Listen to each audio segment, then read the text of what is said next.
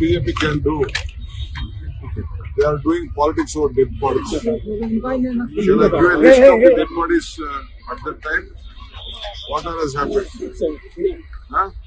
In India itself, there were more than hundreds of incidents. Congress party at any point of time, we don't want to do politics on any dead bodies. It is a natural disaster. We condemn it. But let them do. Because their political base has been destroyed. So they wanted to show their presence. They are doing it. Apart from nothing is there. No common man will cooperate with them.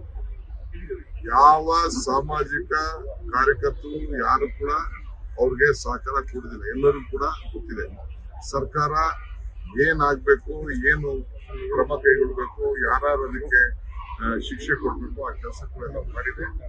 ನಾವು one man commission ಕೂಡ ನೇಮಕ ಮಾಡಿದ್ದೇವೆ. ಏನಾದ್ರು ಅವ್ರು ಎಣದ ಮೇಲೆ ರಾಜಕಾರಣ ಮಾಡ್ತಾ ಇದ್ದಾರೆ, ಅವ್ರು ರಾಜಕಾರಣ ಮಾಡ್ಕೊಳ್ಳಿ. ಅವ್ರದೇ ಈ ಒಂದು ಎಣದ ಮೇಲೆ ರಾಜಕಾರಣ ಮಾಡುತ್ತೆ. ನೀವು ಯಾವ ಕಾಲದಿಂದ ತೆಗೆದುಕೊಳ್ಳಿ, ಇಲ್ಲ ಬಿಟ್ಟೇನಲ್ಲಿದ್ದೆ, ಇಲ್ಲ ಬಂದಿದ್ದು ತೋರಿ, ಇಲ್ಲ ಗಂಗಾಧರ್ ಕೊಲೆ ಪ್ರಕರಣ ತೆಗೆದುಕೊಳ್ಳಿ, ಬೇಕಾದಷ್ಟು ಬೇರೆ ಎಲ್ಲ ಸ್ಟ್ಯಾಂಪೇಡ್ಗಳು ನಡೀತಾ ಇದೆ. ಈಗ ನಾನು ಏನೇ ಅಹಮದಾಬಾದ್ಗೆ ಹೋಗಿದ್ದೇನೆ, ಏನಾದ್ರು ಮಾತಾಡೋಣ, ಏನೇ blame the central government for it?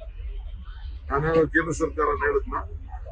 ಇಲ್ಲ ಇದಕ್ಕೇನು ಹೇಳ್ತೀರಿ ನೀವು? ಬೇರೆ ಬೇರೆ ಎಲ್ಲ ನಡೆದಂತ UP ಇರ್ಬೋದು, ರೈಲ್ವೆ ಸ್ಟೇಷನ್ ಇರ್ಬೋದು, ಬೇರೆ ಕಡೆ ದೇವಸ್ಥಾನದಲ್ಲಿ, ಅಲ್ಲಿ ಯಾವುದೋ ಒಂದು ದೇವಸ್ಥಾನ ಧಾರ್ಮಿಕವಾದಂತ UP ಸುಮಾರು 100 ಜನ ಸತ್ತೋಗ್ಬಿಟ್ಟಲ್ಲ.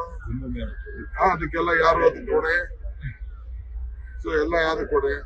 BJP targeting only DK Shivakumar in the country. ಅವ್ರಿಗೆ ನಾ ಹಿಂದೆ ಹೇಳಿದಾರಲ್ಲ, more strong more enemies, less strong and less enemies, no strong alliance. ಅವ್ರಿಗೆ ನಮ್ಮ ಕಂಡ್ರೆ ಭಯ. ಆ ಭಯಕ್ಕೆ ಏನೇನು ತಲೆ ಕೆಡಿಸ್ಕೋಬೇಡಿ.